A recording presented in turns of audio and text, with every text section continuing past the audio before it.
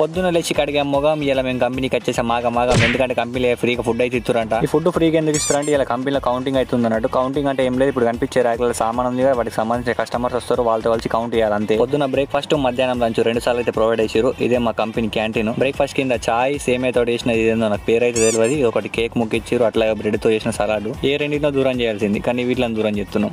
చెప్పడం మర్చిపోయినా, ఒకటి హాఫ్ బాయిల్ ఆమ్లెట్ కూడా ఉన్నది. ఇవన్నీ సరే కానీ ఈ ఆకులు ఏంది రాబోయ్, ఇప్పుడు ఈ ఆకులు కూడా తినలేము.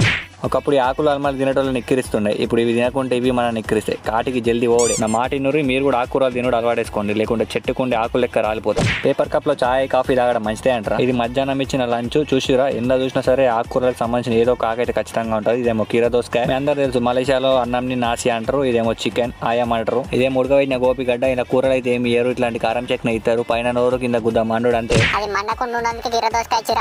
సరే సర్లే కానీ మీరు తింటారా అని మా గడ్డి, అయినా మీరు మా గడ్డి ఏం తింటారులే.